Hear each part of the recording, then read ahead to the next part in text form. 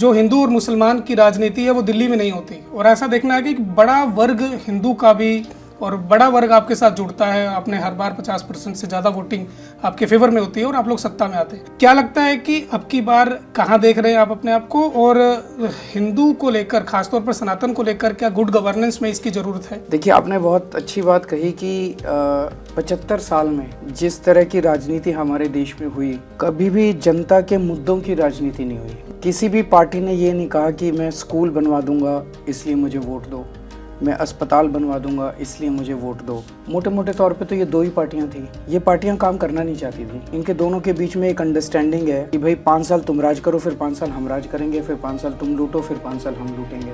तो वो मुद्दों की राजनीति नहीं करना चाहते थे। तो एक आते थे और जब मुद्दे पूरे गायब होते थे तो एक पार्टी हिंदू मुसलमान करती थी, दूसरी पार्टी जातियों के नाम पे वोट मांगती थी। दिल्ली में जब हमने 10 साल से, दिल्ली में ये बड़ा इंटरेस्टिंग है, पहले 49 दिन की हमारी सरकार बनी, वो पता नहीं कैसे बन गई। मतलब मैं तो इसमें किसी डिवाइन पावर का वो समझता हूँ कि कोई ना कोई शक्ति थी जो गाइड कर रही थी कि हमने पार्टी बनाई और 1 साल के अंदर हमारी 28 सीट आ गई और सर्कमस्टांसेस ऐसे बने कि हमारी पावर में आ गए और मैं मुख्यमंत्री बन गया। 49 दिन में हमने जो काम किए उसके बेसिस पे 1 साल बाद 67 सीट आ गई 70 में से। फिर 5 साल जो काम किए, फिर 70 में से 62 सीट आ गई। तो दिल्ली में हमने जो काम किए, शिक्षा के क्षेत्र में, स्वास्थ्य के क्षेत्र में, बिजली के क्षेत्र में, पानी के क्षेत्र में, ऐसे काम जनता ने पहले कभी देखे नहीं थे। हम जो काम कर रहे हैं, हम सभी जातियों के लिए कर रहे हैं, सभी धर्मों के लिए कर रहे हैं, गरीबों के लिए कर रहे हैं, अमीरों के लिए कर रहे हैं, मिडिल क्लास के लिए कर रहे हैं। तो यहाँ पे जब वो आके 1-2 बार उन्होंने कोशिश की